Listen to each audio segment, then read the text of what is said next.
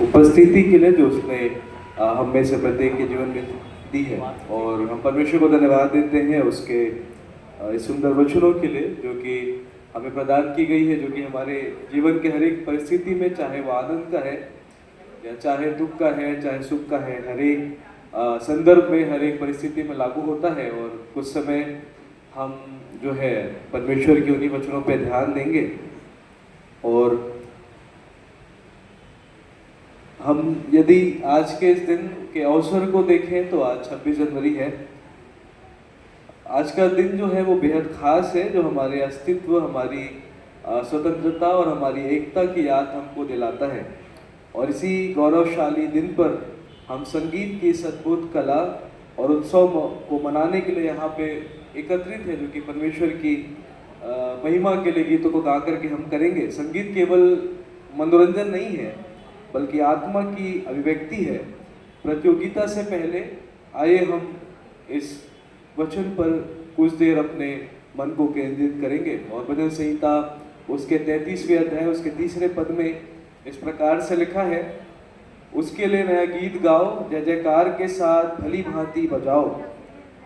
और यदि जब हम इस पद को पढ़ते हैं अंग्रेजी के भाषा में, जो कि प्राणी से बड़ा करीब है, तो वहाँ पे लिखा है कि उसके लिए नया गीत गाओ और स्किलफुली, जो वरदान या जो टैलेंट, जो खूबियाँ परमेश्वर ने आपको दी है, उसके साथ जो है आपको बजाने की आवश्यकता है।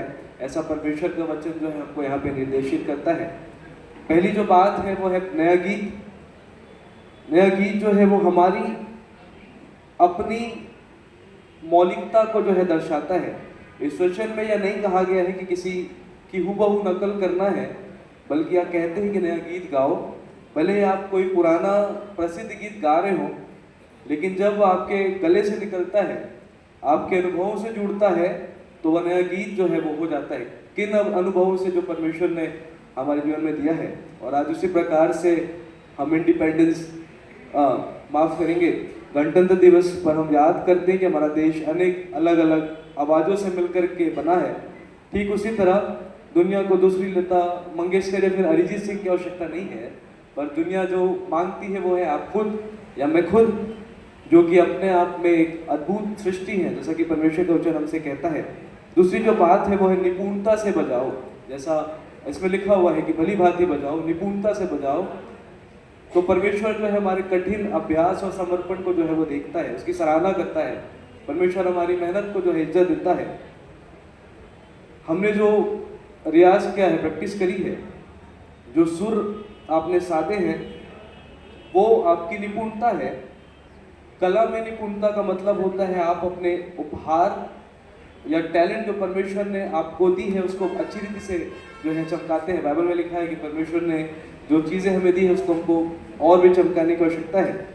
प्रतियोगिता का अर्थ दूसरों को हराना नहीं है, बल्कि अपने कौशल को श्रेष्ठता की ऊंचाइयों तक ले जाना है। जब आप पूरी तैयारी के साथ मंच पर उतरते हैं तो आप अपनी कला की गरिमा को बढ़ाते हैं। और जब हम इस संगीत की बेला में जब हम एक कंपटीशन के रूप में उपस्थित है, तो हमको गरिमा को समझना है कि सिर्फ हार या जीत के लिए नहीं, परमेश्वर की महिमा करने के लिए यहाँ पे उपस्थित हैं। तीसरी और अंतिम बात है आनंद के साथ जय जयकार करना। ये हमारी भाव को या हमारे अंदर जो खुशी है उसका एक प्रकटीकरण है, उसका एक दोहराव है जो हम मनुष्यों के सामने करते हैं। आप कितने भी या हम कितने भी सुरीले क्यों ना हो, अगर हमारे गायन में भाव और आनंद नहीं है तो वह श्रोताओं के दिल तक जो है नहीं पहुंचेगा। संगीत हमें वह सब कहने की ताकत देता है जो शब्द जो है नहीं कह सकते हैं। हार या जीत से ऊपर उठकर गाने की उस खुशी को हमको महसूस करने की जो है आवश्यकता है। यदि आप और हम आनंद के साथ गाते हैं तो हम शायद हो सकता है कंपटीशन में हार जाएं, और यदि हम आनंद के साथ गाते हैं तो परमेश्वर की नज़र में हम पहली विजेता के रूप में हैं, हम जीत चुके हैं। क्योंकि हमने जो संगीत के माध्यम से एक दूसरे को या एक दूसरे के जीवन को छू लिया है। तो परमेश्वर हमारी सहायता करे कि हम एक दूसरे के मौलिक आधार को भी ध्यान दें, ना कि सिर्फ कंपटीशन में जीतने के हिसाब से आए, पर परमेश्वर की महिमा करें, गरिमा बनाए रखें, डिसिप्लिन में रहें, ताकि आप भी आनंद में सहभागी रहें, खुश रहें, और हमें भी ऐसा मौका ना मिले कि हम आपके आनंद को खराब करें। तो परमेश्वर इन वचनों के द्वारा से हम सभी को आशीष दे, आइए हम प्रार्थना करें।